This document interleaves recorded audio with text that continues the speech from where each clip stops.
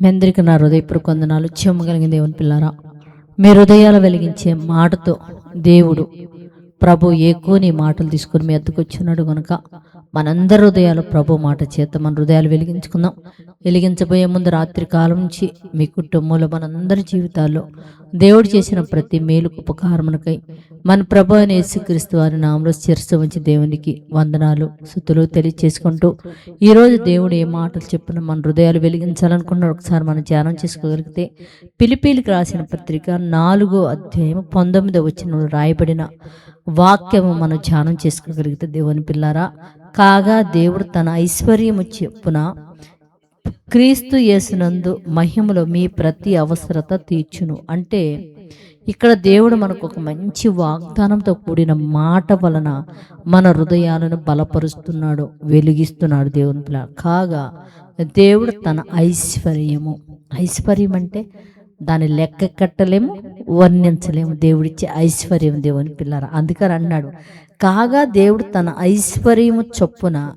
అంటే ఈ ఐశ్వర్యం మనం పొందాలంటే, దేవుడిచ్చే ఐశ్వర్యం మనం పొందాలంటే భూమి మీద ఉన్న ప్రతి వ్యక్తి కూడా యేసుక్రీస్తును కలిగి ఉండాలా, యేసుక్రీస్తును నమ్మి ఉండాలా, యేసుక్రీస్తుని హత్తుకొని ఉండాలి. దేవుని పిల్లరా. అందుకంటున్నాడు యేసుక్రీస్తునందు మహిమలో, అంటే యేసుక్రీస్తునందు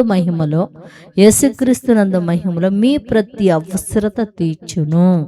అంటే యేసుక్రీస్తు వారిని బట్టి మీ అవసరత నేను తీరుస్తానంటే తండ్రి అయిన దేవుడు తన ఐశ్వర్యముతో మన అవసరాలు తీరవాలంటేనంట యేసుక్రీస్తు మన అవసరాన్ని బట్టి దేవుడి సన్నిధానంలో మొరపెడితే అప్పుడు తండ్రి అయిన దేవుడు తన ఐశ్వర్యం చొప్పున క్రీస్తు యేసునందు మహిమలో మన ప్రతి అవసరత తీరుస్తాడండి. దేవుని పిల్లరా, చాలామంది తండ్రికి కుమారుడికి తేడా తెలియకుండా, ఎవరికి ప్రార్థన చేయాలో ఏం అడగగలనో తెలియకుండా దేవుడి దగ్గర నుంచి చాలా తీసుకోలేక, ఆయన ఐశ్వర్యము ఆయన మహిమను పొందలేక ఎంతోమంది ప్రభువును నమ్ముకున్నప్పటికీ తినిపోతూ ఉంటారు.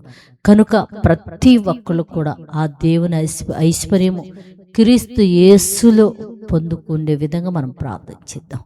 పరిశుద్ధుడా, క్షేమ కలిగిన మా పరలోకపు తండ్రి, నైనా నీ కృప కలిగిన నామానికి వందనాలు తండ్రి.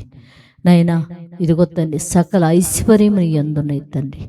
అయ్యా, నువ్వు అవన్నీ కూడా ప్రభువుని యేసుక్రీస్తు ద్వారా మాకు అనుగ్రహిస్తానని చెబుతున్నావు తండ్రి. భూమి మీద నీ పిల్లలందరూ కూడా నైనా యేసయ్యను సొంత రక్షకుడుగా అంగీకరించి నీ ఐశ్వర్యం ఎల్లప్పుడూ ప్రార్థనలో పొందుకునే వారిగా ఉండునట్లు అట్టి కృపను మాకు అనుగ్రహించమని అడుగుతూ తండ్రి, యవన కాలంలో ఉన్న నీ పిల్లలు నాయన నీ మాటలు లేకుండా చెల్లులని, తాగుడని, తిరుగుడని చెడిపోయిన తండ్రి నైనా పాడైపోతున్న నీ బిడ్డలకి నీ మాటలు వినిపించి కనువిప్పు చేసి మారు మనసు రక్షణించి తండ్రి, క్రీస్తునందు నీ దగ్గరున్న ఐశ్వర్యం పొందగలిగే మహాభాగ్యమును గురించి సహాయం చేయమని క్రీస్తు పేరటి ప్రార్థన అడుగుతున్నాం తండ్రి. ఆమెన్. మీ అందరికీ నా హృదయపూర్వక వందనములు, ధన్యవాదాలు.